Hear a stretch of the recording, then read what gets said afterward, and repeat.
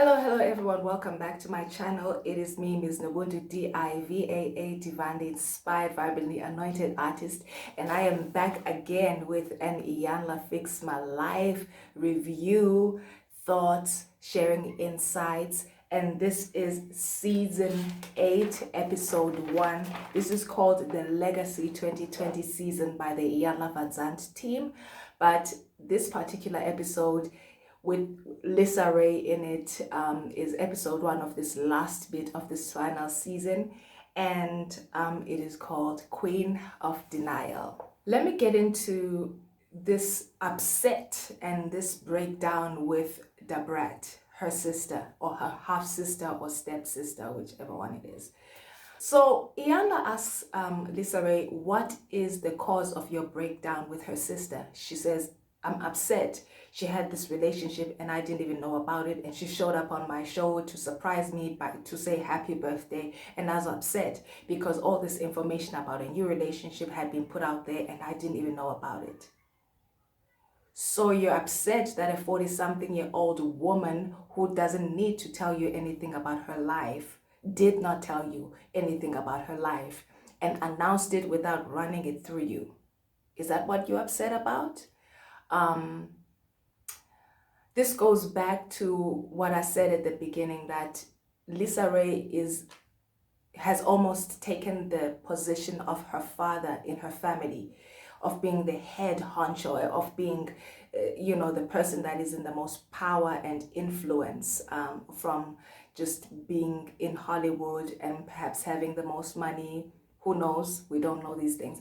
And being in that position, and therefore using that position to shift and move everyone around as she wills and as she wants to. My sense of the situation, of the breakdown between her and Brat, is that I think Brat had been kind of this child under Lisa Raye's shadow or hand, and they grew up and their dynamic was still in that way. And at some point she decided that she's grown and she's stepping out of this dynamic with her sister, where she is the tail and the sister is the head. And she is now becoming a queen in her own queendom for her own work of her life, and is getting on with her life. And therefore this life doesn't need to be approved by Lisa Raye. This life doesn't need to pass by Lisa Raye first before it gets to the public. This life doesn't need to be given a nod by Lisa Raye, and Lisa Raye is upset about that. And I know when I know this kind of dynamic, when people are used to having you under their thumb and moving and shifting you around, and then you make a shift and you step out of that dynamic, you step out of that song and dance, and you step out of the, cycle of it, and you decide to do something else that helps you to stand in your own power. People in the dynamic get upset. She's upset because Brat no longer needs her nod. She's upset because she no longer holds control over Brat. She's upset because, this is somebody who's taking headship and main charactership in their own lives now, and they're not substituting the main character role for Lisa Raye. It's almost like she's gotten addicted to being the main character in her Hollywood appearances, and she doesn't leave that on stage and at the studios when she gets home. She comes home and she's still the main character in people's lives, and she's so used to being that when she gets fired from that role by people, because people come to some kind of self-awareness, and they decide, I'm going to be the main character in their lives. When she gets kicked out and fired of that role, she gets upset.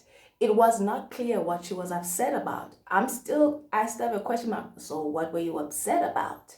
What was so upsetting? So I think that's very interesting, and that's what I wanted to say about that upset.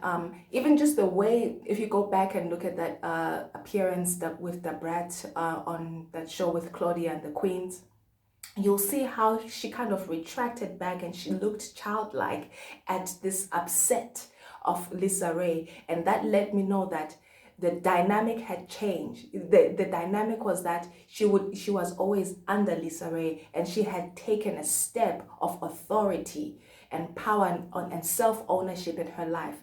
And Lisa Raye was upset about that. And the Brat at some point kind of retracted into a childlike kind of posture. And at some point there was a, well, kind of smirk on her face. And it was a mixture of things like, but absolutely not. This is my life and I didn't have to run it by you. So I honestly think that Lisa, again, is really used to being the HBIC in other people's lives. And some people have kicked her out of that position because they no longer want to be controlled by her. They no longer want to be shifted and moved by her at her will. And that's upsetting because then it leaves the person who's the head and has been doing this with people's lives questioning themselves about, who am I without this power and this influence over other people? Your power and your influence and your main charactership is for your own life, is for running your own life, is for getting your own life into order, is for aligning your own life. It's not so that you can control other people's lives and then not be present in your own life, which is exactly what Iyanla said was missing, is that the lights were on, but she wasn't there. She's busy in other people's lives, controlling other people's lives instead of getting her life in order, getting centered, getting grounded, and getting to a point where she's concerned with the happenings of her life. That's what I have to say about that breakdown with her sister. Let's move on to the next scene.